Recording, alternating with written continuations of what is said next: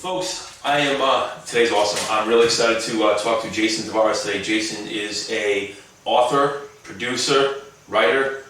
What else you got on your belt?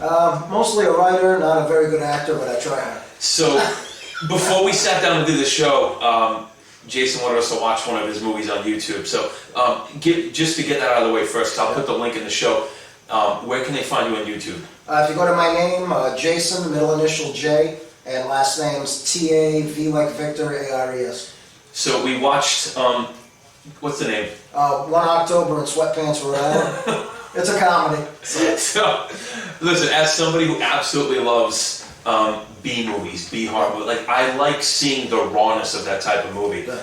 Fucking hysterical. And I can't wait. So now, I was very fortunate. So typically what I do when I put a podcast together, I sit down for like 4 to 5 days prior, reading, learning, doing anything I can to figure out about the guests so I have talking points. We talked on the phone when we went for that walk with my wife and my brother the other day for like an hour. I was huffing and puffing like Rosie O'Donnell in a pint eating contest because we were walking up all these hills and trying to hold a conversation. But you were kind enough to send me over the list of what we're going to discuss today. So it kind of cut out that little bit of work for me.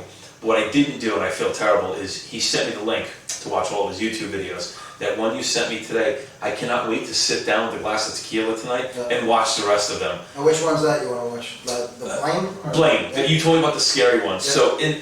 So how Jason and I met, it's a very weird 6 degrees of separation with Rhode Island. Yeah. So my wife works with Care New England. Your girlfriend works with Care New England in the new hematology oncology office in Cranston.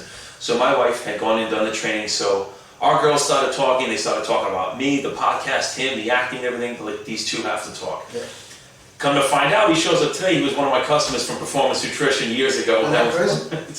This is a typical Rhode Island gathering right here. 36 by 48, the whole state, very tiny. The state of Rhode Island is so small it can fit in the impact area at Fort Sill, Oklahoma, where the artillery fires.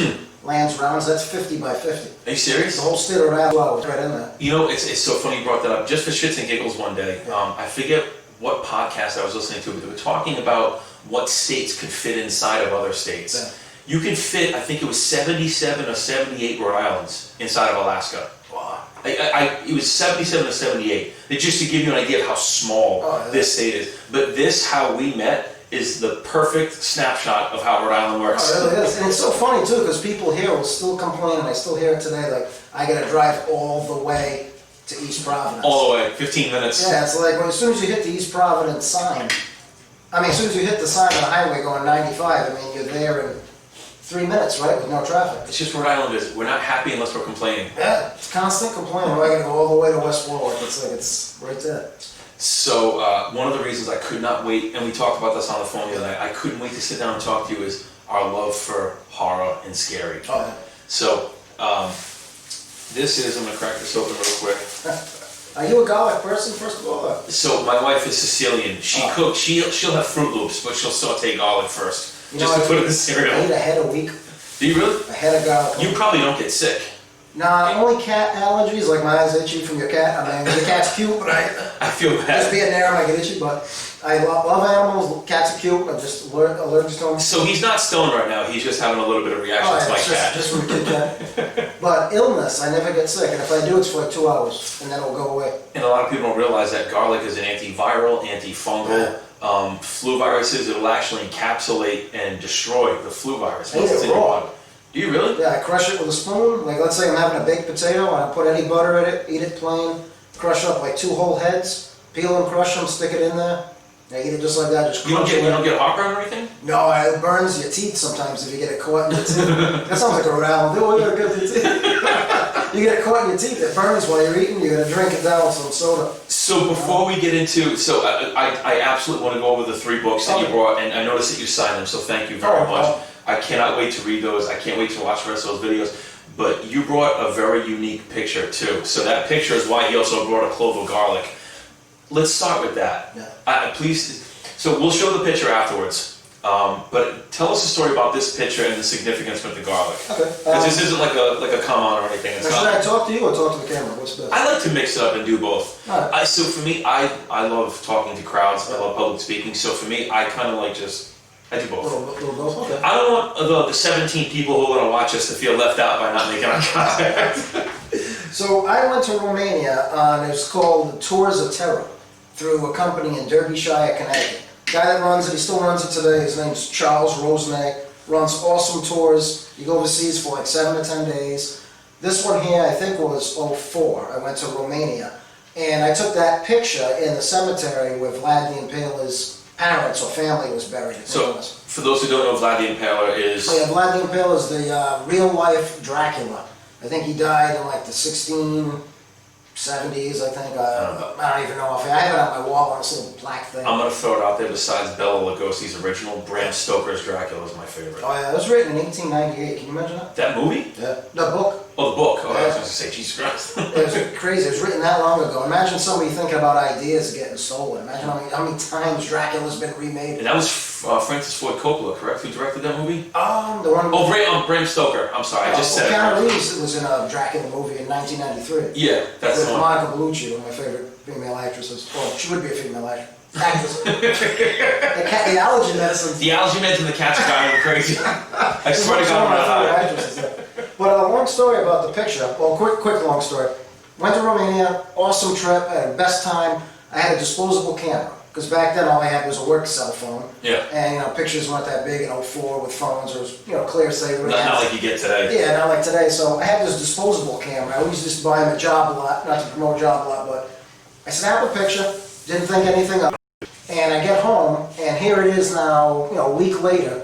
It's, I think, early November 2nd or something like that of 2004, and I'm looking at a magazine at CVS, and the lady at the counter goes, "Are you Jason Tavares?" I said, "Yeah." She goes, "We have pictures are done, and I need to talk to you." And I'm like, "Oh man, what showed up on film on this trip over there?" So I go up to the counter, and she goes, "You were in Europe, right?" And I said, "Yeah." And she goes, "What's this?" And I'm like, I looked at the picture, and I was like, I got cold.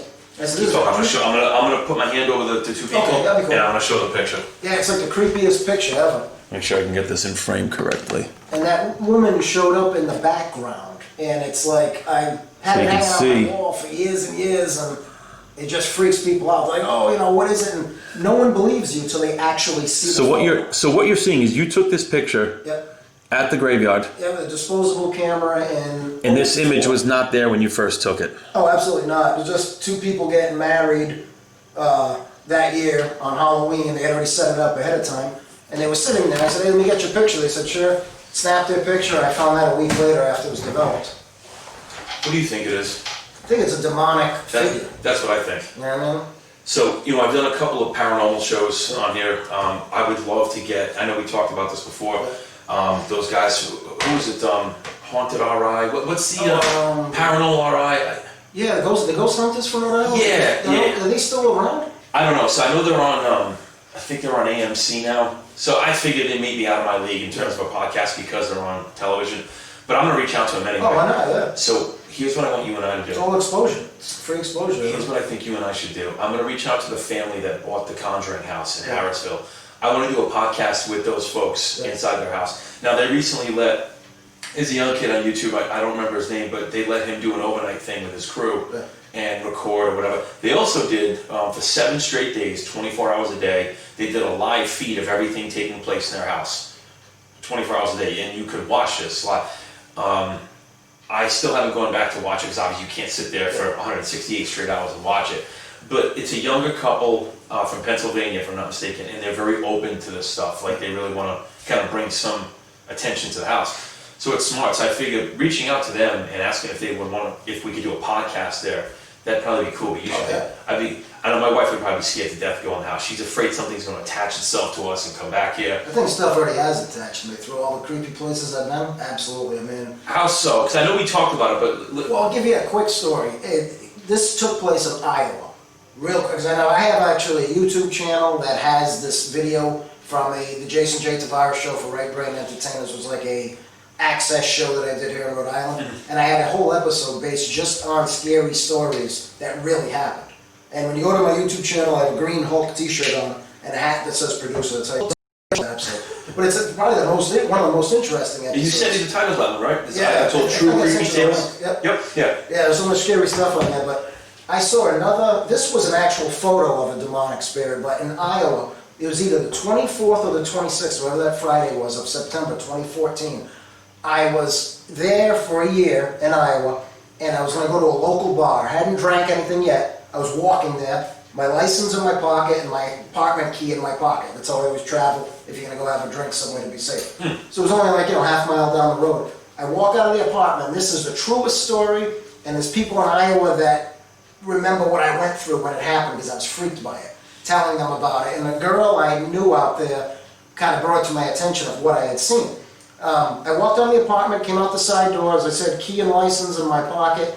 I walked under this tree that was there to a little, main road. Nobody was around. It was like 8:30 at night in Grimes, Iowa. It's not a very populated place. And I look across the street and there's a creature. I know I sound like a whack job. There was a creature in the parking lot about this tall, and it looked like a rabbit. Really? Now, I know this sounds like a Mad Hatter type of thing. It had long ears, the same as this, a black figure, not like it was black in color. It looked like black paper, like she looked, or whatever that is. That looks like tar paper you put down Yeah, on it the looks roof. like it's that creepy, and this thing was sitting there in the parking lot, under the lights in the lot. And I looked, and I went like this. I remember I jammed myself in the ribs to make sure I was awake, just like they You thought you were dreaming. thought I was dreaming. And I said, is this thing real? And I'm looking at it, and it's perched across the street in the parking lot, looking like this, around. It had long front legs like a wolf, a rabbit's type of body, a long neck, maybe about that long, a rabbit's head, and rabbit type of ears. Yeah. And I'm looking at this thing, and it's looking around, and it looked across the street at me, and there was nowhere for me to go. I'm standing at a stop sign. The apartment's maybe 50 to 70 feet to the door. And I'm looking at it, so this thing charges me, I'm done. Yeah. So I just waited. And luckily, up the street, you could hear music. A car was coming up the road. It looked, and it turned like this and ran behind the building. It looked as animated as the creature in Ghostbusters Part 1. Remember that gargoyle? Yes. It ran like that by the building. And I had no alcohol in my system, I don't do drugs, I've never done a drug in my life. I wanted to know what it was. Gozer, that was the thing. Gozer, it was like that Gozer creature. Yeah. I ended up talking to a girl there, we made friends, really nice girl. She was actually in one of my films called Iowa More Than You Know. Iowa More Than You Know. And I filmed it in Iowa. Really cool, and she did awesome. But I was asking her about it and asking guys at work. The creature itself is a Patagonian marrow. It's a Venezuelan rodent. Tell me that's not nuts. It's this big, and if you Google Patagonian marrow, that's exactly what I saw, but black. This color black, like a papery looking black. Oh shit. It didn't attack me, it didn't hurt me, but I always remember that night. It was either September 24th or 26th of 2014. So do you think, now I do believe in the supernatural, which is great, because I'm not a religious person. I'm not either. So, but I do believe that there is good and evil. Yeah. I think there's, the black, the white, I think there's, in all around us in the universe. So I absolutely do believe that there are some people who are more susceptible to these types of things. Yeah. So you think that having this experience that you now, Well, or perhaps... I've had a lot of weird stuff happen. Like for instance, I had an aunt that died of cancer in 2010. She called me 3 months after she died, and I let a lot of people hear the recording. And they said, that's somebody, that doesn't sound like somebody that can even talk. It was her voice in hospice that I heard 3 or 4 months later. And I remember the morning like it was yesterday. It was 2010, maybe May or June, early in the morning. I had a towel on, coming out the bathroom at this condo I had in Warwick. I got a missed call, I played the message, and it was her voice in hospice when she couldn't talk anymore. And it was that creepy. It said, I'm going to redo it how it sounded. It sounded like, oh, Jason, I'm trying to talk. Like incoherent almost. Yeah, incoherent, because, it was her last days in hospice. And I remember the phone pulling away from my ear, and I sat right on the edge of the bed holding the towel. I wanted to throw the phone, it creeped me out so bad, because I knew the voice. I said, that's my aunt. Yeah, how do you mistake that? And it was on voicemail. So that night, I played it for my mother. And I said, I want you to tell me who this is. After I went to work, I didn't want to freak her out, went over her house that night. And she goes, it sounds an awful lot like your aunt. And I said, it is my aunt. She goes, why would you tape something like that? I said, you tape, this is voicemail, she called. And she went, wow. She goes, she called you from death. And I don't know what it was. It was just like, sounded just like this. It was like, Jason, like all different sounds, but it was her voice. So Isn't that freaky, man? That's like... it is freaky. So now the irony with that is that there are spectral visits, whatever you want to call them, when people have these EVP. encounters. Yeah, so they come through in like these electrical wavelengths, radio form, You know, you can only see them in certain spectrums of light. Blows your mind when it's 5:30 in the morning. Yeah, I can imagine. Last day, I expected someone to say, "Hey, you gotta come in early. My car broke down." Not your. Someone passed away. Yeah. Do you still have the voicemail? No, I saved for I think 14 days, and now you can resave. Yeah. I resaved it, never saved. But I let a couple guys. I was I worked with at the time. I let them hear it. I let my aunt hear it. A few family members who freaked out and said, "I don't want to hear that." And I said, "But who is it?" And they said, I don't want to say who it is. I said, "You know who it is." And she called today because there's the time and the date. Oh, that's crazy. Yeah, that was one of the creepiest. 2010? 2010, yeah. You know, what if you could still go back and get the phone records to see? What if you could? Actually, you know what it was called from? The number was, I think, 0, 1, 2, 3, 4, 5, 6, 7. It was a Skype machine, because a buddy of mine was a big computer guy, Yeah. and I had no idea what that was, and he goes, "It's Skype."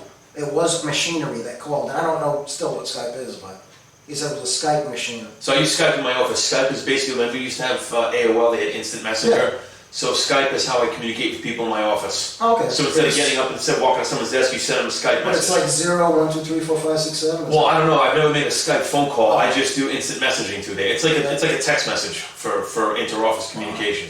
Yeah, that thing there, I'd be willing to take a lie detector test. Well, there's got to be records. There's got to be records of that. So there's no way that you can't I got find another it. one. This happened, I don't know, maybe 3 years ago, and I have a witness, my girlfriend, that your wife knows. We're in the car during the day, and a good buddy of mine died in May of 2016. I don't want to drop his name on. No, that's fine. This guy was 22 battles in World War II, 95-year-old man. He had died, this was like maybe months and months later. We're in the car, beautiful day, she's driving, I'm the passenger, going to my mother's house to eat. And I said, let me give her a call ahead of time, see if she needs anything. I called my mother, she answers the phone, "Hello." It's his voice. She heard it, Gabby heard it as the driver. She went, "Was that, is that we used to call him the chief?" Yeah. She goes, "Is that the chief?" And I said, "Mom." She goes, "Jason, what? And I said, "Who just answered the phone?" And she goes, "It was me." I said, "It was Chief's voice." He said, "Hello." That's how we always answer the phone. And she heard it driving the car. Have you ever been to a medium? No, not bad. Actually, I went to one out in the woods in Tennessee. She wasn't legit. So my wife and my mother-in-law went to one. My mother's been to one. I'd be curious to see if you had a reading done, what type of energy you're projecting, or what type of aura you have. Well, I wonder, because the girl I met in Iowa, which I'm still friends with, who was in the film, who kind of told me about the Patagonia Marathon, her mother told me, and her mother, we still talk today too, it's been 5 years since I've been in Iowa. She said, you're somebody I can't read, she goes, by talking to you. She goes, I can read everybody. Yeah. She goes, you seem to have one foot on the other side. And I've heard that from other people, which don't even know her, like from years before, and that's creepy to hear. Can I tell you what I want to do? What's that? I want to do a follow-up episode with you, but where we both go to a medium. Okay. And see if we could do a live show like that. Oh, that'd be something. No, it'd be cool, because I really do think, and I do believe in that, because you got to figure all we are is energy. You know, down to ourselves, we are nothing more than star matter. So we came from the universe. I am a big believer in that. We're just part of this big recycling process. That when we die, we go into the ground, but our energy, our essence, just looks for another host. Energy doesn't really die; it just looks for another host. So when people get deja vu, things like that, I'm getting chills just talking about this. Yeah, it's creepy, man. But when people get deja vu, I think it's because we've all been here before. Yeah. And I do think that there are some people who are messengers, conduits, so to speak. Yeah. And it sounds like you. Now listen, I don't discredit anybody when they say things. So there are some people who may listen and say, "Oh, this guy's full of shit." I don't discredit any of it, because I've had very few instances that I know will sound unbelievable to certain people, but I know they haven't. So I think what you're saying is accurate. What I'd be interested to see is what somebody else who perhaps can be that conduit between you and some. I'm really interested to see what they can take away from you, or You know, what what's the they funny thing? Somebody like that would read it for what it really is, somebody that has that skill. The ordinary person that doesn't want to believe in anything that's not like, this is wood, this is open space and everything, they always gonna, no matter what, even if you gave them the most profound proof, they're always gonna find a skeptic's of course. reason to say, "Oh, you know what he saw? He saw this." Instead of what it really is. That, you can't say it's anything. That is insane. That's a photo. My girlfriend is like probably the most, besides me, we're probably the two most honest people that we know. I'm like rudely honest. Like my integrity is almost brutal. That's why so many people dislike me. Like, that guy's this guy's that, but I'm very honest. Yeah, Not but to the point of hurting your feelings, but You asked me a question, I'm not even gonna answer. See, that's where you and I are different, because I was in sales for years. You were one of my customers. Yeah. I always found a way to tell people what they needed to hear, but in a very roundabout, constructive way. You remind me of my godmother, where it's very, you're this or you're that. Yeah. You're hello or you're fuck you. Like, there's no gray area with her. I respect and I admire people like you, because I don't have those, I'm not built that way. Yeah. I was picked on a lot as a kid. I was smaller when I was growing up. So I'm very conscious of people's feelings. Imagine going through life being this good looking, imagine how much I got bothered. Terrible. It's a fucking sin. No, so I really do. I honestly, I'd like to schedule, I think you and I should book. It'd be awesome. Yeah, I won't say, I'll just ask him, say, listen, can I record the session? Yeah. Just say, me and a friend want to come in, I just want to know if I can record the session. Want to hear another creepy story? Yes, I do. You know how I can prove that these are real? You could come up to me on the street, or anybody, you can put that out there. Somebody ever sees me on the street and like, hey, tell me a story about Iowa. I'll tell you either the 24th or the 26th of September, 2014. I'll always have the dates. I'll never say, what are you talking about? These are things that happened, and it's weird when you got a photo. On the other thing, I got a witness. It's welded into your mind at this point. I got another one that'll blow your mind. I say my kid, because he was my kid, my dog. Yeah. Lukey Dookie, he's in some of my films, a beautiful pit lab. He died Friday, April 22nd of 2016. We just took him on a walk, and I literally told him, I said, hey, I'm gonna come home and watch Stallone movies, because he liked Stallone. Actually, I pushed it on him, I think he liked it. So we're gonna watch some Stallone movies, and we went to the bank, my girlfriend and I, out for ice cream. You could pick up ice cream, came home, he was dead. He died of an aneurysm, I guess. So he was already cold when we got home. And he had just, he had a lot of medical stuff prior to us getting him, but we had everything covered. He was all treated 100% good. He could have died of anything. He was 10 years old. He had a rough road leading to where we had him for like 3 or 4 years, but he was like our kid. You know what I mean? He was beautiful. So, long story short, going down to the basement, I had put a motion detector light. So he liked to go down to the basement. It was a finished basement. He used to like to go down there and stand in the dark. And it was to the point that I'd go downstairs sometimes, not every day, but when he did, I did, where's Lukey? This is like a condo, it's not a big condo. So it's either he's in the living room watching TV, sitting in the kitchen eating, or I'd be downstairs, or maybe trying to get upstairs or something. I go downstairs, I turn the light on, he's standing like this with his back to me. Staring at the wall. Just staring, and I said, buddy, I said, what are you doing like that? And he looked up at me like this, like, what are you looking at, Dad? And went upstairs. So when it happened more than once, I told whatever's down there, I said, leave my dog the fuck alone. And I got that from Benjamin Franklin. Benjamin Franklin, I had read when I was a kid years and years ago, he had spirits in his house. He told them to leave. Get the hell out of my house, because they were moving stuff around. Yeah. I don't know how true that story is, but I did the same tactic. I said, he's my dog, you can pet him, but leave him the fuck alone. Yeah. And it was creepy. And I caught him a few times on his back like this. Like something was petting him. Petting him. Because he never did those things unless I said, hey buddy, and I went over and give him a belly welly, I used to call it. Yeah. Rub his belly and play with his feet and things you do with your cat. And it was the strangest thing. Like one time I was drinking coffee and I looked in the living room and he was just unfolding like this and had one foot sticking out. Something was scratching his belly. And I said, buddy, what are you doing? That's all I said. And he snapped up like a kid getting caught. Like he didn't realize it wasn't you. Yeah, exactly. Yeah, Or didn't realize I was watching. Yeah. And I was freaked. This is during the day. This was like 7 a.m. So I think it's very obvious that you have... Oh yeah. You either have the ability to be a messenger, so to speak, or you're able to receive this stuff. I got more creepiness for you for the same thing though.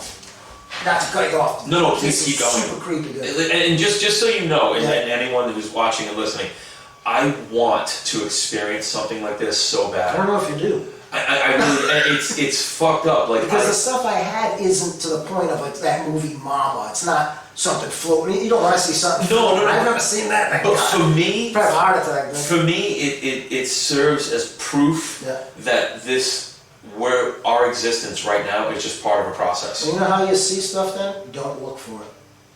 If you're looking, you're not going to find it. Like people are trying to look for things, you normally don't find it. You got to see it out of your peripheral when you're like writing or eating, you don't notice it. I believe that every single person that's born onto this world, born into this planet, we all have a gift. We all have something that we're meant, our life's purpose is to find that one thing. Yeah.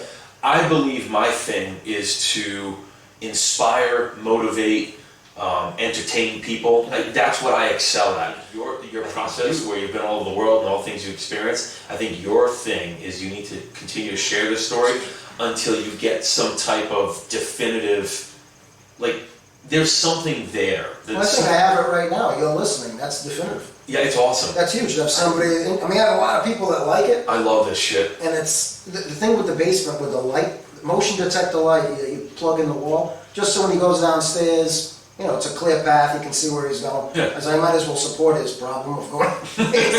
so Gabby, my girl, she's like, you bought him a motion detector light? I said, yeah, I don't want him to trip at night going down there. Like, there's no motion detector light. So he's now gone, okay? Mm-hmm. It's, you know, maybe a month later, 2 months. I don't know the exact time frame. I'm not going to make up a time frame. A month or two later, she used to work early mornings. So she's at work.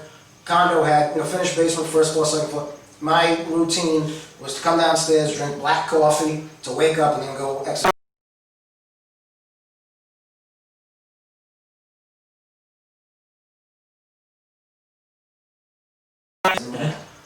Walk through the kitchen, and there's a light on in the basement. And I get to the sink, and I went, Lukey's gone. I said, you have to kind of register it. He was living there all this time. Yeah. And sometimes motion detector would be on if he just came upstairs, and then it would go off seconds later. I make it to the sink, and I went, I just walked by the hallway, and I saw a light on, Lukey's gone. And the motion detector's unplugged, it's in the drawer. I go around, I should have brought the lighthouse in to show you.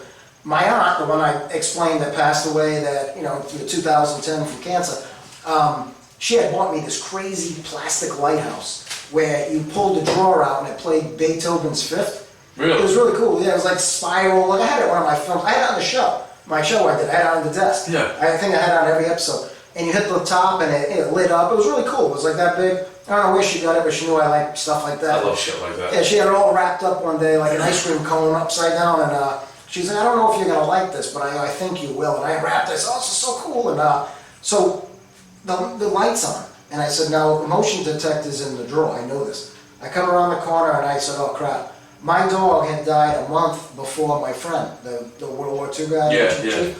And he died on the 24th of May. He died 22 April, same year, 2016. I go around the corner, I expected him to be standing at the bottom of the stairs. That's what I expected to see. Yeah. That wouldn't have creeped me out as much as this. That plastic lighthouse hasn't had batteries in it in like 5 years.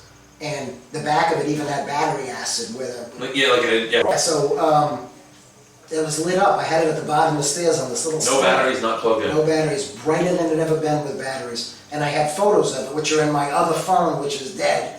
But I have proof, because I took pictures of it then and sent it out to people. And you remember when Matt was here earlier? Yeah. And I mentioned Nick? Nick's a master electrician.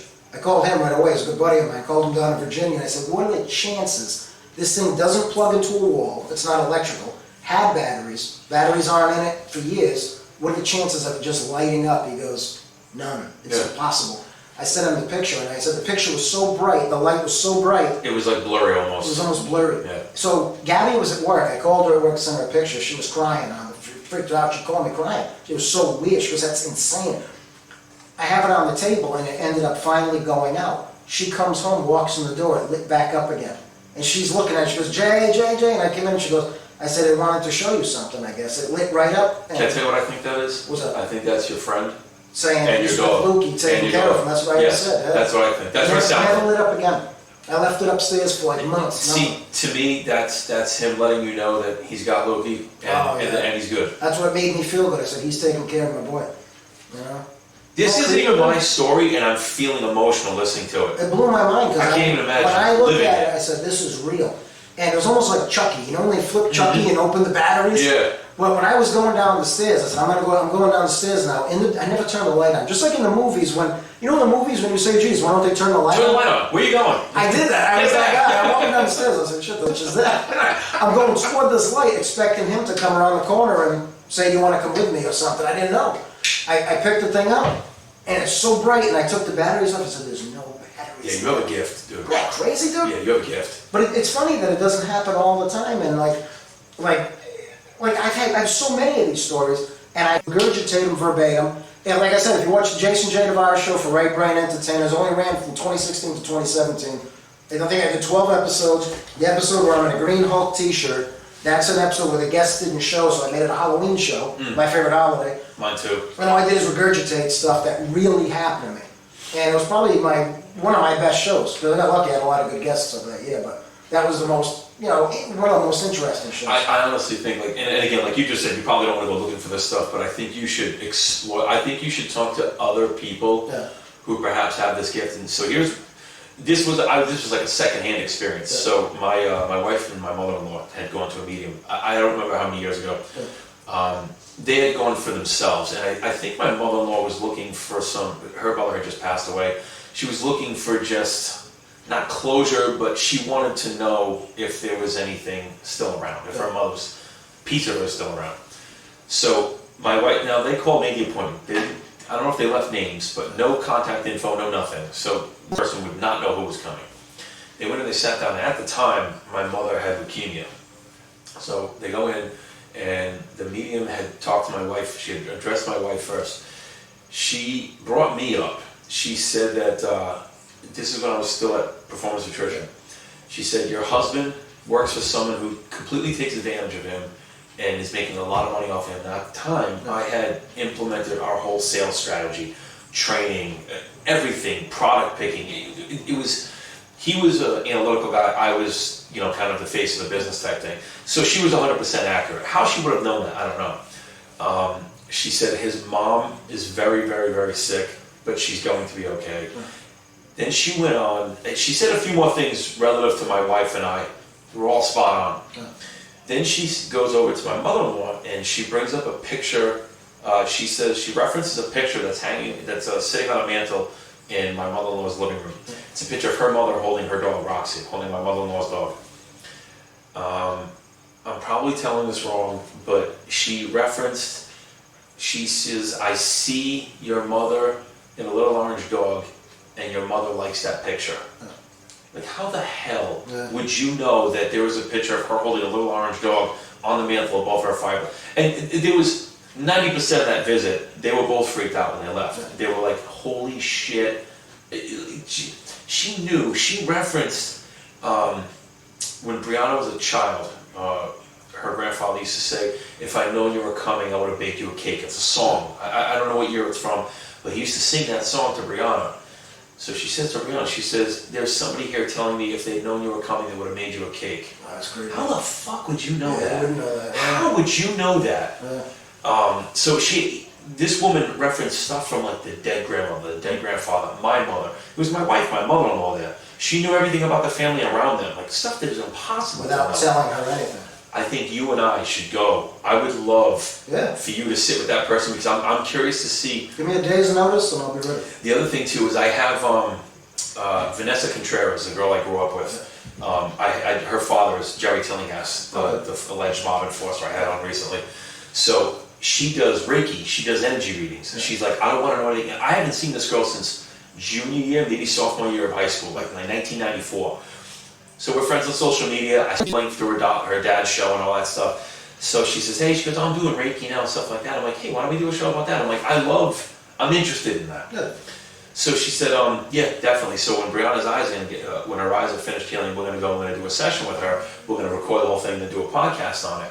But she's like, it's basically, and I wasn't really familiar the best way to summarize it. She says, it's like reading your body like a tarot card. She's like, that's essentially what it is. She's like, I can pick up on people's energy, if they have stuff following them around, if they have a heady past.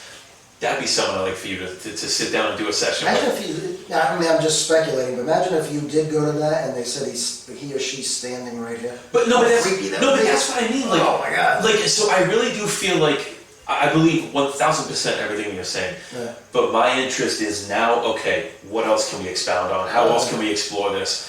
Because I'd like to get to not the root. It's your life, it's not mine. But I'd like to see how much. I mean, if you could pick it apart and find a way to find them, I mean, because it's not daily or weekly or monthly. It's nothing like that. I mean, that's one thing I'd really like to get out. It's not something that happens even yearly. Yeah. But when it does happen, it's a significant thing that I can regurgitate like that because. But that's what I'm saying. So there's 2 follow-up episodes I think we need to make. One with Vanessa to do a Reiki session and see what she picks up on, and then we need. I'd like to have that actual medium that Brianna and my mother-in-law sat down with. I'd like to have the same one come through and see if she can. I mean, she knew about me, but I had nothing to do with this. I didn't make the appointment. I called. I didn't go. But that'd be really cool to do a show about that. Want to hear a creepy one from the early... I want to hear as many creepy ones as you have. Early 2000. I went to college in Indiana.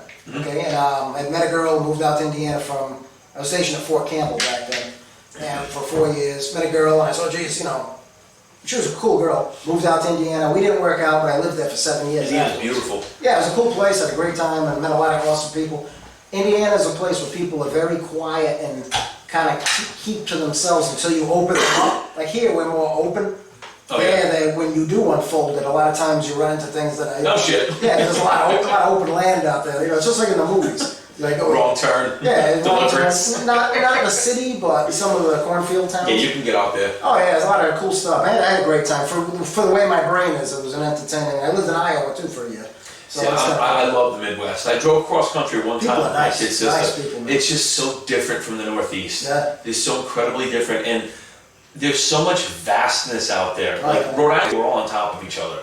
I mean, you know, even like I like going for drives out in the back roads in Connecticut, Western Coventry, and all that. So you're out there, but you're still close to everything. Yeah. Out there, you're hours away from people, Yeah. and that's the shit that freaks me You out. could drive Ohio, Indiana, Illinois, Iowa, Nebraska. You just keep going cornfield roads for. But it's awesome. Oh yeah, it's scary. It's like Jeepers Creepers. That's exactly what it is. Well, it was filmed in Nebraska, Jeepers Creepers. Was it really? Actually, yeah.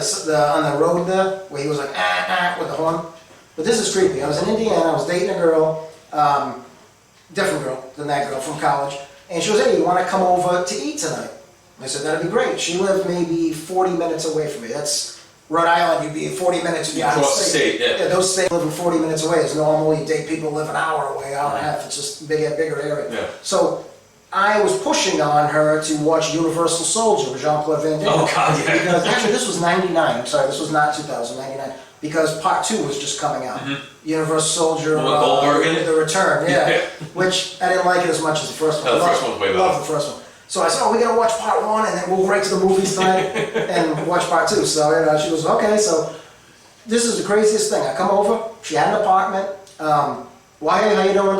Small talk. She had the food. We were gonna sit on the floor with our backs against the couch and watch the TV. Pop the movie in. She goes, you want hot sauce? I said, sure. She gives me the hot sauce bottle. Put it on my food, put it down here. She goes, can you give me the hot sauce? I said, sure. No bottle. No bottle. And I'm like, and she goes, what? Give me the hot sauce. It wasn't there. I literally put it down, ate some food. Can I use the hot Jason? Stop it. Because she knows I like to goof off and this. And I said, no, I really didn't take it. It's gone. And she goes, where's the hot sauce bottle? We put the food in the kitchen, moved the couch, checked everywhere, gone. She was mad at me. And I said, you're mad at me for your house being creepy. That's not my fault. I came over to eat and watch Van Damme.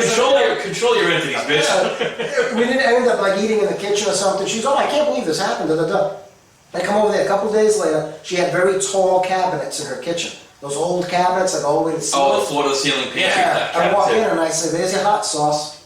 And she goes, where? It was in the top cabinet in the corner. You could see it through the glass. So she goes, how did you do that? Did you come over to my house? I said, yeah, I broke in your house. Yeah, I got nothing better to do. Yeah, I drove 40 more miles back here, put the hot sauce in my armpit, and I just made up some story. So we got the hot sauce down, and I said, it's the same hot sauce. And she was like, I've never seen anything like that in my life. And I That's said, so cool. isn't that creepy? It's fucking awesome. I had another one, driving to her house at another time. I drove a 1987 Nissan 200SX. I actually missed that car. It's fantastic. It had I miss all old cars. I hate electric cars now. windows, electric sunroof, I hate the antenna cars. that goes up, and Yep. I love that car. I ended up getting in a wreck out there, and we got wrecked, but it was such a cool car. But I'm driving up there in that car on the highway, Highway 69, went to her house. Favorite highway. Driving up the roads, Highway 69, had a great head of hair back then, blowing the wind. Driving the car, you know, the top down, not the top, but the sunroof down. All the traffic was behind me. And I'm driving, I didn't notice it. I'm just driving up the road. I guess the majority of the traffic was behind me. I'm like, my car's here, let's say all the traffic's here. Well, I look off to the side of the road, and as I'm driving off to the side of the road, an 18-wheeler went off the road. Ooh. And the whole trailer went in the air and smashed on the ground, just like you'd see in a movie. Yeah, like ass over tea kettle, flip right over. Crazy, dude. I parked the Nissan, run down the hill and get in, and the guy's wedged by the wheel. Steering wheel's into his stomach, and he's trying to hand me the radar detector, which were big back then. And I hear tss inside the vehicle. And I'm trying to get the steering wheel off of him, you're not gonna move it. Yeah. This other guy comes in the other side to help, and he had a cigarette. And I didn't know anything about automobiles back then. It was probably like a hole in the radiator or whatever was making that noise. And I'm like, dude, get out of here, get out of here. I thought it was gonna blow. You're because he watched so many expecting movies. So he's like, all right, man, whatever. And I couldn't get the wheel off of him. Cops show up, things like that. And the cop goes, we got it, you can leave, da da da. And I had the guy's radar detector. And I had it actually, because he was so adamant, he said, I'm gonna lose my job, dude. I don't know if he was speeding or what. Oh, yeah. I had the radar detector, I just took it with me, never saw the guy again, hopefully he was okay. I'm walking out of that, walking up the hill, and there's a woman standing there.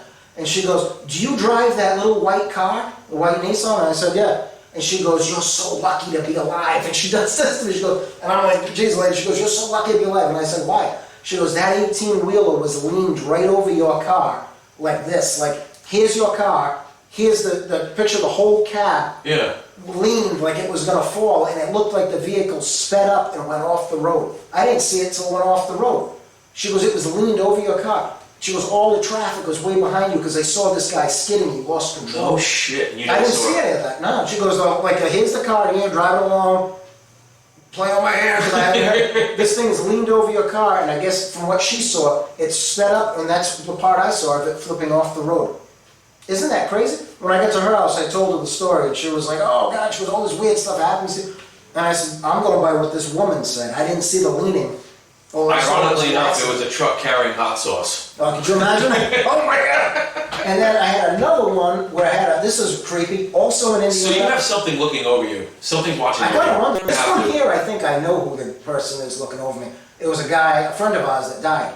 We ended up living together, me and this girl. So if she watches this, she's gonna know it's her. Indiana, 1999. It was Wait, not- is she on social media? Yeah, she's on. Let's tag her in it, see if she gets... Oh, actually, we could. I mean, Yeah, we'll tag her in it, why not? her name's Rock. I don't know. I think she might have a different last name. It's either Raquel De La Rosa or Raquel Pastagna. Okay, so Raquel, if you let us tag you in this and you comment on the show, you want to talk to one of us, I will send you a case of hot sauce, courtesy of the Bardi Shop. The only story I know that she would truly be able to say was a hot sauce bottle one, because she wasn't in the car with the trailer. But this one, she knew because we lived together, and we had a guy across the hall that was dying. And I had National Guard that day, and about 60 some odd miles away. My unit was like 60, 65 miles away, up in Lafayette, Indiana. I was living in Indianapolis with her. This was 99, 2000 time frame, give or take. So he was dying, okay? I left for my unit like at 4:30 in the morning because I had to be there at like 6 something, 65 miles away. Yeah. Icy roads. I have a 1987 Nissan 200XX with rear wheel drive. Oof. And no plates in the You're trunk. just begging for an I said accident. for an accident. A stupid kid in 1999. I was 25 years old, driving 60 miles an hour so I could be early and not be late. I hit black ice on 65 North and on my way there. Rear wheel drive. I literally spun like this. No joke, man. I mean, it was and my reaction was to do this so I wouldn't break my neck. Yeah. You're probably better off staying loose. Yeah, yep. I didn't know any better. I had spun so fast. I went from 65 north all across this giant median to 65 south in front of an 18-wheeler, another 18-wheeler, and all I heard was from the horn and lights.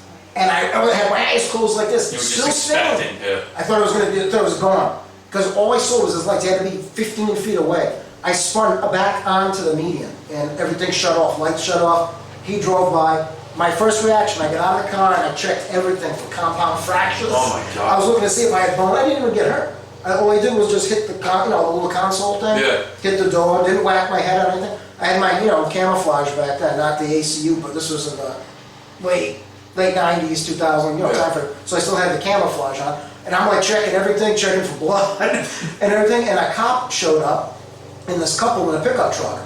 And they go, are you okay? I remember the lady's like, are you okay? And I said, I think so. I said, I'm not bleeding. I didn't hit my head or nothing. And I said, yeah. I said, I spun like 50 feet. And she goes, you spun a lot more than that, sir. When the cop showed up, he goes, hey, first thing, you been drinking? I said, I'm on the way to Lafayette for drill. I got drill. I'm going to be late. We're convoying all the way out to Camp Atterbury, 2.5 hours the other way, because convoys go slow. Yeah. And I said, I'm fine. And he goes, wow. He goes, you know what happened, right? And I said, yeah, I hit ice. And I spun over to here. He goes, you spun from 65 north And I watched it. He goes to 65 south, back onto it again. Can you imagine the momentum? Oh my God, to carry your car that far. Spinning like that. Oh, and he walked me with a flashlight and walked the path. It had to be 150 feet of spin. Jesus And he Christ. goes, that 18-wheeler from where I was at, I thought you were going. He goes, I thought he was just going to go right through you. He goes, he literally spun in front of him, hit the of his horn and went right back on, and right onto the grass. And that Nissan, not to promote Nissan, was such a badass car.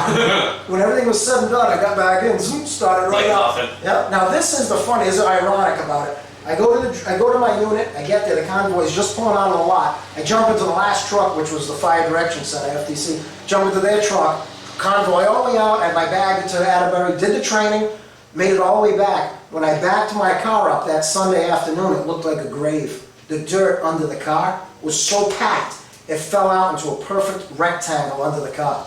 So when I backed up, and then I got in trouble for that because the first sergeant called me, Specialist Tavares, he goes, you need to get back here and clean this up. And I never went back because I lived in Indianapolis now. He got me the next month though. Yeah. As soon as I got there, he's like this. And so that was another story. I got in trouble for that. But, you need to come back, clean up this dirt, this armory's rented, and it was funny. It wasn't funny then, but it's funny. Yeah, I am really interested to see somebody who can read people and kind of see what's behind you, so to speak. That's what's following you mind-blowing, around. though. It really Because you is. tell people that and they look at you like, this guy's a freak show. It might be a freak show, but I'm not lying to you. So Brianna and I, a couple of years ago, let's see, she had a Highlander. She had a 2017 Highlander lease. It just was up in May. We gave it back. Yeah. So this is probably 2016. We're driving on Bald Hill Road. We just passed where MetLife was on the right, snowing outside. I'm in my Camry, the white Camry outside. She's in a 2006 Pathfinder. Yeah. So we come up just where you're cresting the hill where Lowe's is on your right. I'm driving behind her. All of a sudden her truck spins all the way to the other side of the street, the Sunoco gas station on the left. She spins all the way out, comes up facing the other side of the street. She crossed, I don't know, like the middle of the road. So about 4 lanes. Hits the sidewalk and she's facing the other way like now she's driving home. I'm watching the whole thing happen, having a fucking heart attack. 12 seconds, 10 seconds after she hits the curb, the red light in front of Pet Boys turns green. 2 full lanes of traffic. Had this happened 10 seconds earlier, she would have spun into 2 lanes of oncoming traffic. Could you imagine? Dude, freaked me out. She's still rattled, like she's still literally mentally and physically has a hard time driving in the snow because of that. Wow. So, and I always said, I'm like, somebody is looking out for you. You, my friend, there is something, whatever your purpose is, you haven't achieved it yet. Want to hear another one? Yes.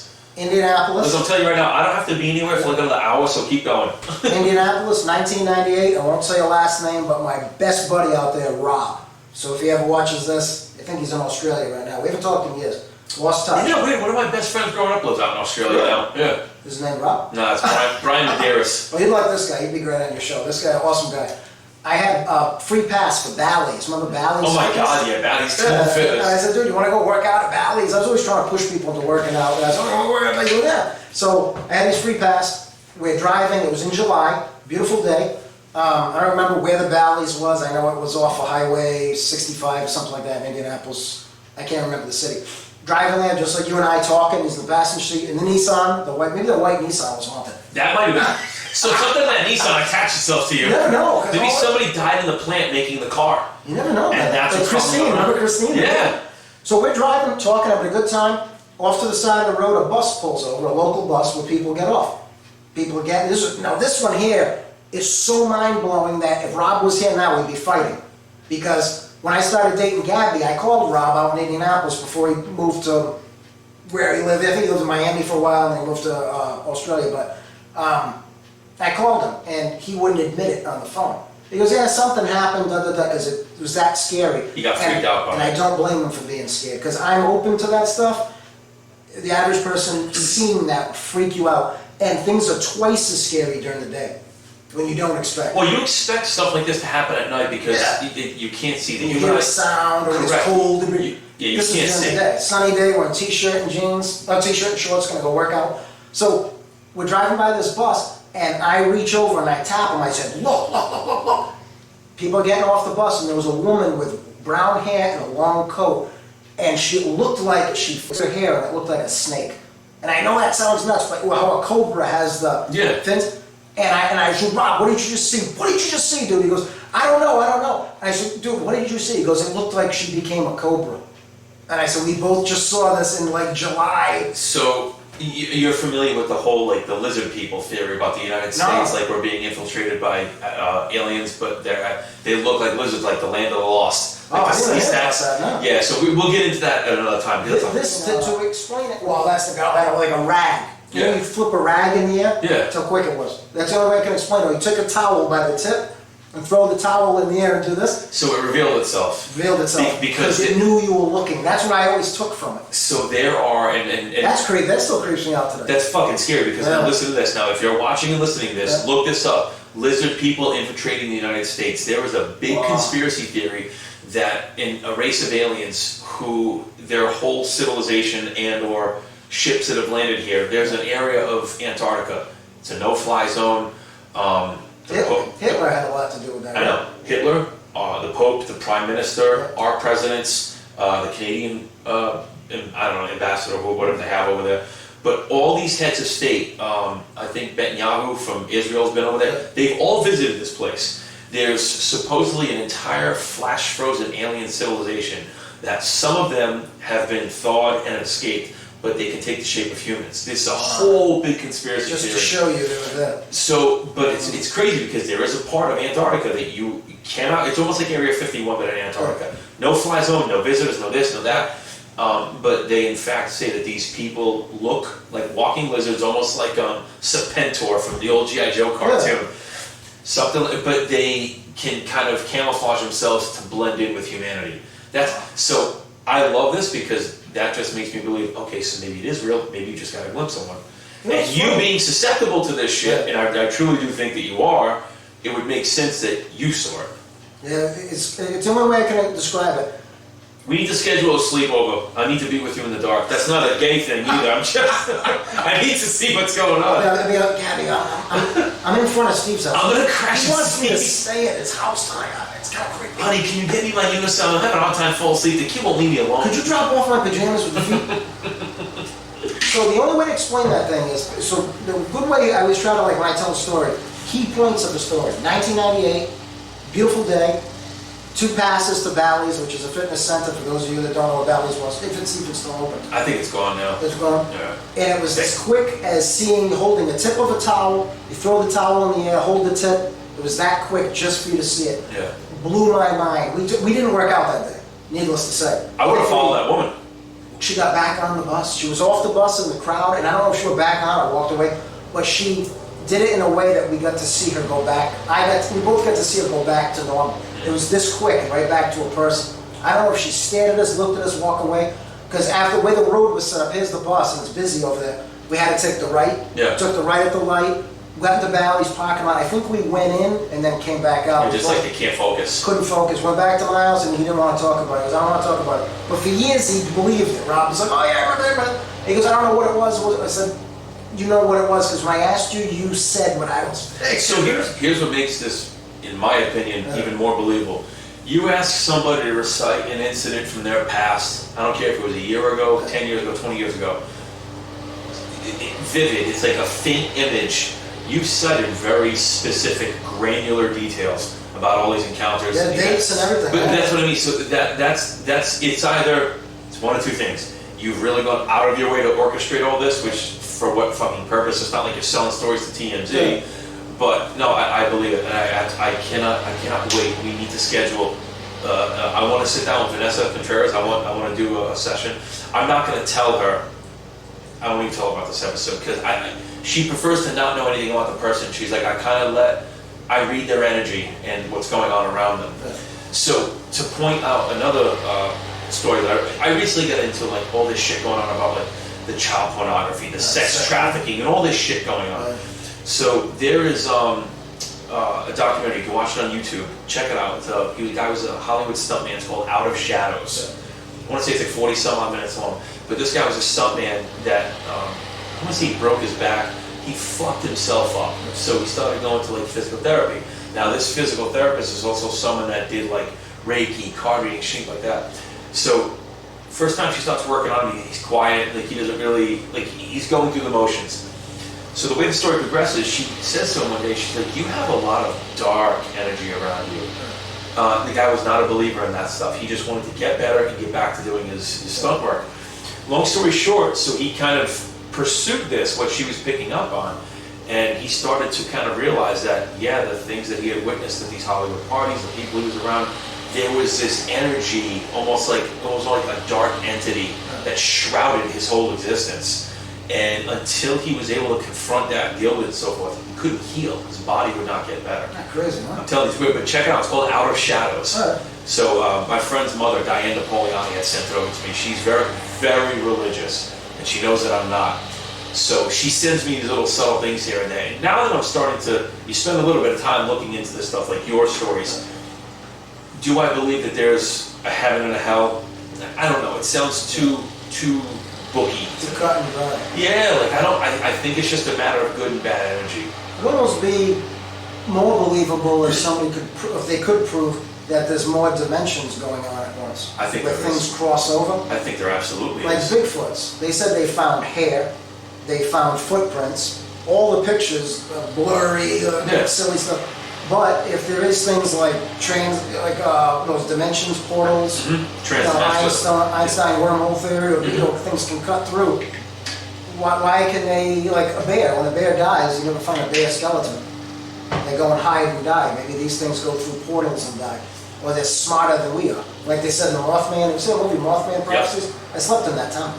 Did you really? Yeah, I stayed at Point Pleasant, West Virginia. No shit. Yeah, I drove there by myself, driving home from Indiana, October 15th, 2002. Holy shit. Creepy town. I know what we have to do. What's up? Fall River. You and the girls do the overnight at the Lizzie Borden I house. had a free pass to go, like 10 years ago, with another friend of mine, and she couldn't go, and I ended up giving them away. We should do that for Halloween. We should Be awesome. We should go next Because month. Halloween's my favorite holiday. Mine too. It starts September 15th for me, or September 1st. Creepy movies start coming out on DVD of my creepy movie collection, all the way through to November 1st, because that's the actual day. Yeah, Sam Hain.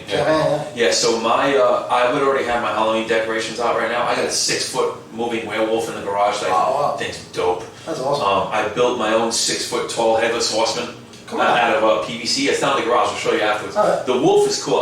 It's in. I take it down. I put it in a box, but it's 6 feet long, about 4.5 feet tall. The head, the eyes light up red. I got 3 fog machines I set up in the front yard. I built a 15-foot, so on the driveway side of my house. My wife and I had this arbor we stained it. I had like a 13 or 14-foot scarecrow up there with all like the orange Halloween lights going up inside the body, the flannel. It looked like the guy from Jeepers Creepers way I decorated it.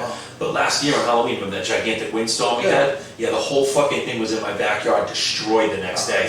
It took the concrete footings out of the ground, everything, leveled it. So I won't do that again. I do have like a traditional, another like 10.5 or 11 foot tall.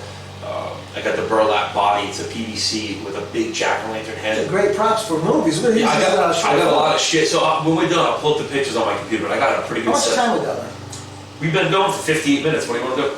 Could I urinate? Go ahead. Not in here, but in the bathroom. Come Hey, you right can go in now. the corner if you want. I got a creepy story for you afterwards about a guy I was stationed at Fort Campbell with. It's very sad. Happened in the early 90s, but it will blow you I'll away. take it upstairs. Perfect. The story from Fort Campbell is, So we're back from our P/commercial break. we both had to go. Yeah, because we've been going. So we were talking for like what, an hour and a half before we actually started recording. Yeah, the time flies right by. Dude, this is ridiculous. This is why I like doing this. It's not like being at work. When you're at work, time every minute is like an hour. Drags, man. No, but this is so we've been recording minus I'll say 3 minutes. We've been recording for exactly an hour right now. Isn't that crazy? I feel like we just sat down. Well, you'll see it when you're in one of my films, too. Like, we'll meet at like 9 a.m. Everybody meets and greets and talks and this and that. I explain the film, because normally I write everything out like on a card. You know, I don't make people memorize scripts and things like that. I let them redo it a couple times. Yeah. I'll text them, this is your character. Because these guys all know me now, the guys in the films, they know me very well. Who am I playing in this film?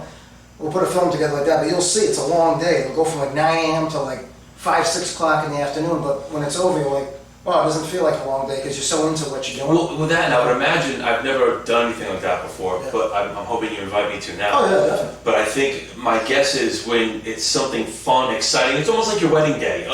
It's like the day just, you have to learn to be in that second, in that minute, in that because it just goes by so quick. Oh yeah, and you get an IMDb credit for being in the film. This is for anybody out there, not just for Steve.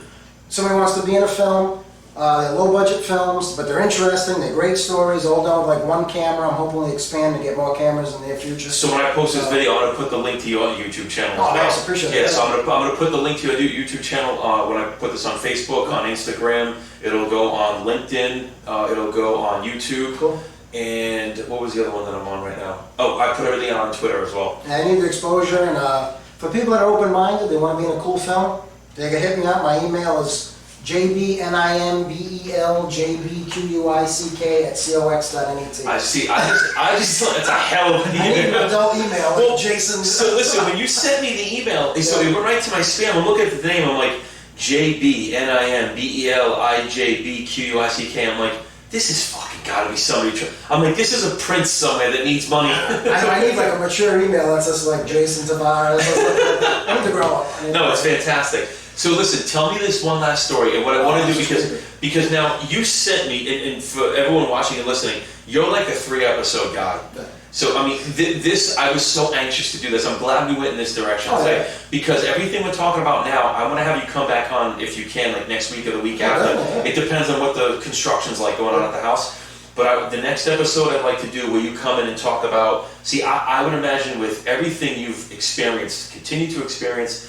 And the fact that you've traveled quite a bit is probably what led you to the writing, the directing, to making movies. You need a lot of interest. Well, so that's what I'm saying. Yeah. So I want to make that a follow-up episode, and we go into like the books and everything too. Okay, cool. So instead of trying to cram everything into one, this was fucking awesome. Oh, glad you like. Thanks for having me. I appreciate it. No, I love. You have no idea. Love. I'm the asshole that will watch Sharknado 1 through 5 on a rainy Saturday day. I'm that guy. I love that type of movie. You're like this guy then, right? Ed Wood. Love it. Oh, yeah. Dude, me and my brother, my father used to watch that movie, crying, laughing. You think of how genius he was to put it together, but he loved the idea that he'd push it, and he didn't care what anybody said. No. He pushed the ideas out there, and he used to get a lot of big names to act in his stuff out But there. think about it, if everybody did what society or what people told them to, what they expected to. Nowhere. No, we would get, so my podcast, and this is, if you're one of the people who told me this, I'm sorry I didn't listen to you.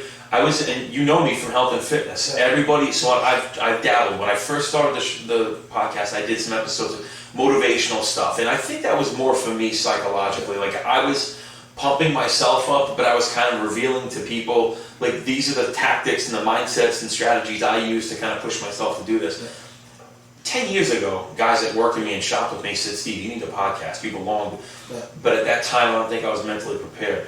I envy Joe Rogan because he does different topics, different guests. Yes, everything, yeah. And that's what I liked about it. I can't tell you how many people told me that this was not going to work because you need to find a niche and stick with one thing. I said, well, I tend to disagree. I don't see any other podcasters in the state of Rhode Island, certainly anyone trying to get a variety of people. Like I'm trying to get interesting, educational, informational, funny people every single week.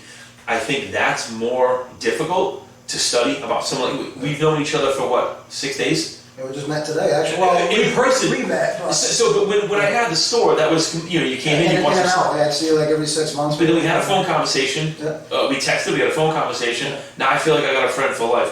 I think that, for my piece of this, being a platform and finding out about somebody and pulling things out of people is a lot more difficult than if I just sat here every week and talked about protein, bench pressing, blah, blah. It's fucking white noise. You know, podcast is amazing, I think, because by us talking, like you and I would never have probably met. I mean, we met because you had a store. But we may have never cross paths again. Probably never, yeah. I mean, we crossed paths by accident, but by me telling everything that I'm telling today, you know, talking about books, films, scary stuff that's happened, creepy things, plus general conversation, you know how many people we're probably helping by talking.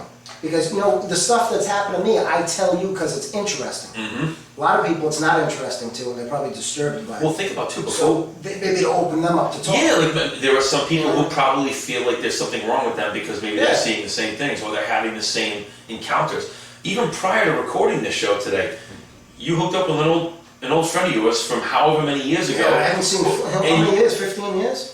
Yeah. So before we sat down, Matt Flynn, a very different, and Matt Flynn is actually the one who taught me, helped me build all this. Matt's a brilliant guy. Yeah. But now you're in contact with an old friend. Yeah. You're now going to get him connected with another old friend. No, yeah. you know what I mean? Like this, and that to me, That's huge. that's kind of what life should be. Is these little connections, this network, and like I don't know. I think it's much more difficult for someone on my side of this conversation to find interesting, different people, and to make it an interesting show every week. Yeah. Could I sit here and talk about exercising every week? Yeah, but I don't want to. I talked about that for 20 years. Yeah. Bored out of my mind with it. We have Athlete Next for that. Goddamn right we do. That guy, man, Jeff Cavalieri. Look, he may only weigh like 146 pounds, Yeah. but Jesus, there is no fat on him. And I think he's like 6%. Plus his examples are genius. He'll Yeah. draw on himself to tell you why this works. Like, he actually saved my shoulders. I was having a little bit of a problem. He said not to pour the water out, like when you're doing a side lateral. Yeah. He said, and lighten the load. I have really bad, like extremely bad back problems. So I do shoulders now with like 12 pounds. Oh, I do. Like next to slow, nothing. Real slow. Yeah. As a matter of fact, when I do go heavy, I go from I'll work up to like 40, 45 pounds, but I'll go from like my IT band, Yeah.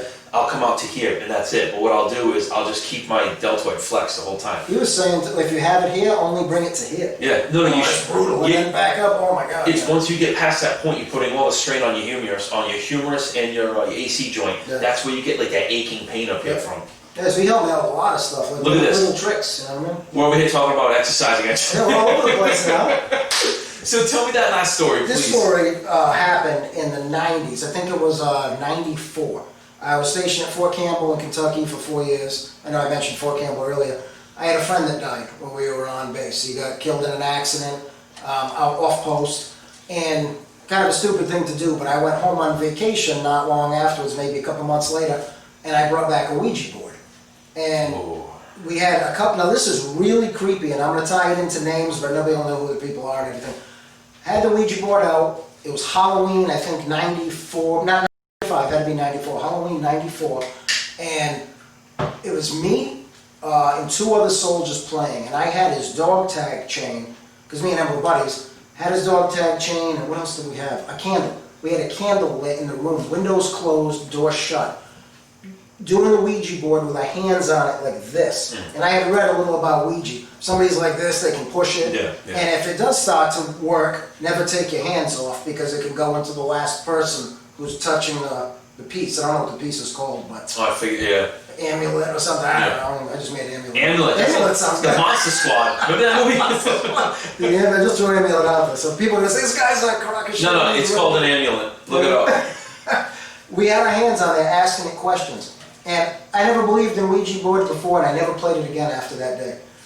We're asking it questions. We had it spinning. We asked, is there anybody on this board that you missed? And it went, spun, went over to me. Because we were buddies. And then we asked, is there anybody on this board that you don't like? And it slid to the left, because he didn't like this guy. And then so we're asking it questions, and the circles are getting bigger. What's his name? It abbreviates. And I had read that it abbreviates. His last name was Spindler. It said SPNDLR. It's spelled out. That's creepy as shit. Yeah, it is. And then we asked, is there anybody here at Fort Campbell that you missed? It's spelled out YENZ and MTCHL. Yanez and Mitchell. They were both in his section, good buddies of his. Spelled out the actual name, but abbreviated. YENZ and MTCHL to abbreviate Mitchell and Yanez. And we're asking it questions and it's answering. So we got this thing, our hands are on it like this, and you're feeling it going under your fingertips, which is the creepiest, because nobody's like this. Yeah, not and pushing. it's on the floor. We're all Indian style. The candle flame was like this, sideways. Tell me that's not eerie. Well, I'm pointing So it out. didn't blow out, it just went sideways. Went sideways. The candle's lit like this. Oh shit. So we're asking the questions, and the scariest part, well, that is scary, but we asked it to say goodbye, and the way our hands were positioned, the window didn't go to goodbye. And I said, so nobody take your hands off it. Please say goodbye. It spun, and it slid over to goodbye. And I boxed the thing up, and I only got rid of it like when I sold my condo in 2018, 2019. I had all that time in my closet. I was stupid. So I might have opened myself up to a lot, but I never physically opened the box since '94. No And shit. I finally got rid of it. I should have burned it. But the funny thing is with Ouija boards is, you can make a Ouija board out of this if you had the markings like with chalk. Yeah. It doesn't matter where you buy it. It could be a Hasbro Ouija board, could be one from 100 years ago. Like a cross, there's a cross. Doesn't, you know what I mean? Doesn't matter what it's made out of, it's still. Isn't it amazing that they still, despite all the situations like the one you just mentioned, Yeah. they still sell Ouija boards? Yeah, it's not really evil, but it's it's an It's a opening. gateway. It's a gateway, yeah, because you know what we were talking to on there? I found out years later that it probably wasn't him. Could have been something pretending to be him, Could have trying been to find a way into our realm. And it may have, with all the stuff that's happened to me since. Most of my creepy stuff has been since then. I hope you brought something to my house. Don't tell my wife. That's why I brought the garlic for you. Fantastic. See, there's always something behind everything. There's the garlic, just to protect it. I'm gonna put that in my shoes tonight when I leave the house. Yeah, listen, I honestly can't wait. So what I would love to do is this. I would love, since you seem to be like a magnet for this stuff, I'm gonna reach out to the people that own that house in Harrisville, Cool. the Conjuring House. I think it'd be cool if you and I sat down and did a podcast with them. Okay. If we kind of sat down and talked to them, you shared some of your stories, but maybe just by you sharing your stories. Yeah. Because there is clearly some type of energy in that house. Yeah. I don't know how a house can go through all of that over decades of time and have all these occurrences and be false. You mentioned the name, yeah. He wrote Paranormal Realities 1, 2, and 3. Mm. And in the 60s, he did all the research for the Conjuring movie.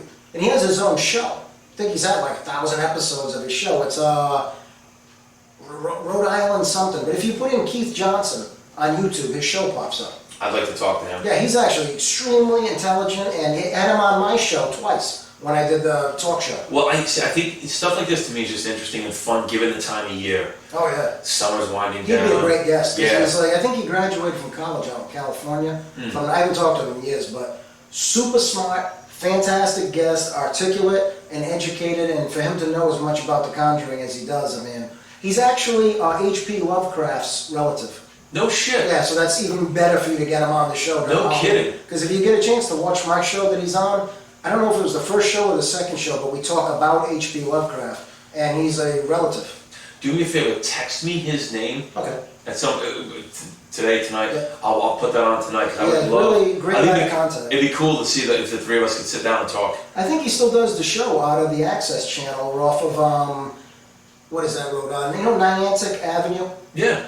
Right on Niantic where the studio is, he does the show out of there. No shit. Yeah, so he'd probably have you as a guest or come on your show. He's that personable guy. I would love to talk to somebody like. I'm so interested in the paranormal and people like yourself. Yeah. Because I've never had a tried and true experience like, there's a vampire's grave, Yeah. high as a kite when I was a kid. It felt like something grabbed my ankle in the back of the cemetery, so I Yeah. fucking ran. Okay, but here's the reason. Here's the reason I don't believe that it was actually real. Yeah. Because it's not ingrained in my mind. Yeah. Like I have a very vague memory. I've also had 6 concussions in my life, so who knows what's still rattling around there. But I find this shit incredibly interesting. It's scary, but for some reason I still want to be around it. Like I want to know that there's something beyond. In my mind, I believe that there is something beyond this. Like we just move on. We've been here before and we'll be here again. Yeah. I just love hearing the true stories of it. Well, it's funny because I don't even consider myself one of those people. I think I'm just one of those people that it's happened. Like I've had a lot of stuff happen. Yeah, but I think you're doing yourself a disservice by discrediting yourself, because that's a lot of very tangible things to happen. Like the light in the basement alone. Oh man, that. And again, Especially that time of morning, like coming downstairs, getting your coffee, I'm like, that light's in the drawer. But what I'm saying, so you look at like we're energy, our body runs on electricity, so that electrical energy has to go somewhere. Yeah. It went into that light for a few moments to show you something, and I really do think that was your 95-year-old friend who was letting you know that your dog is okay, that he's got him. He would have been someone to have on your show. That guy was like a gentleman, You don't get that generation. You'll never see men like that again. Not just like beyond a gentleman. You know, he's in 22 battles in World War II, did 30 years in the military. Just you couldn't ask for a nicer person. And for me to be able to associate with him like I did. It's an honor. Yeah, it really was. And think about the things that they saw, that he saw in those battles. Let alone the battles, his life in general. Well, even the communication process back then, like today, if you wanted to get a hold of somebody, not saying you in general, but you might get irritated if they don't answer your text in 3 hours. Yeah. Back then, you wrote a letter and you hoped to get a response. You're on a ship somewhere because he was in the Navy. You send it home, you may get a response in what, a month, 2 months, maybe. You know what I mean? It's a whole different world and mindset. We're spoiled. Patience, we are. We're incredibly spoiled. And I noticed it too. Like I'll ask, like if I don't have my phone on me, I'll be, hey, can you Google this? And a couple seconds later, I said, did you Google it yet? Yeah. Yeah, because we're so used to having everything in that second. And I never thought I'd become that person, but I have. Well, you can't, listen, first of all, you can't live without your phone now. It's No, you can't, impossible. yeah. Everything, your whole life is through your phone. It's like having a laptop that you can make phone calls from. So you can't go without it. So if you're not on top of it like that, you're almost falling behind the rest of the world. Like, you have to be up to speed at this point. Yeah, it's crazy. And we want everything, like you said, at a second's notice.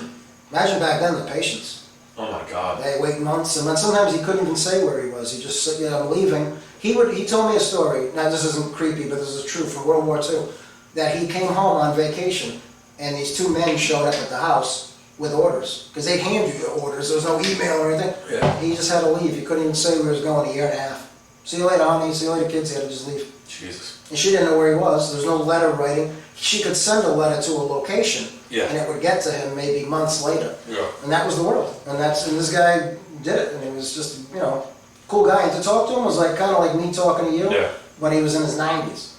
And he was just, a hell of a guy to know. You just don't get people like that anymore. No, it's you just don't. it's really sad. I don't even want to know with this new generation of kids, like in their 20s and 30s, what it's going to be like. I don't think it's the end. I think it's the end. Not to knock kids or anything, because there's a lot of very smart kids and smart people out there. Everything's hand-fed, and everybody wants something for free. Yeah. And people don't realize, even like working out. I mean, it's through decades of, televised workouts, people stick needles in their arms, they do all this stuff, when all you really need to do is exercise hard and try to eat right. So clearly he didn't listen to my episode about my testosterone use. Well, you can build your testosterone through working your legs. And a needle. There's 7 ways. So how'd you get your legs that big in 2 weeks? Yeah, needles. Oh, well, yeah, that is a good way to build your, I think, chest and legs build your testosterone. Yeah, squats, bench presses, deadlifts, and standing military presses. If you had a barbell and you can just do those 4 exercises, you can build a perfectly well-balanced, strong, solid physique with high testosterone, high growth hormone levels. See, I'm pushing 47 years old, and I wish I could lower my testosterone. Because maybe I would sleep better at night. I don't sleep. I'm like a teenager when it comes to what Yeah, but listen, in my head. Yeah, I honestly, and I'm not just saying this, I really think you are operating at a different wavelength. There's energy channeling through you, in my opinion, that a lot of us will never know about. And I think that's a lot of, your brain and your energy is in tune with things that some of us will never understand. I think it doesn't scare me though, which is... No, but because it's kind of normal to you. But I mean, it's been happening to you for so long, for so many years. And they all sound like some familiarity, like something or someone is around you, guarding you, looking over you. I kind of wonder that. But that's what it sounds like. So I truly do think that you'll be fine. You'll probably be like this the rest of your life in terms of your energy, like you're sleeping and all that.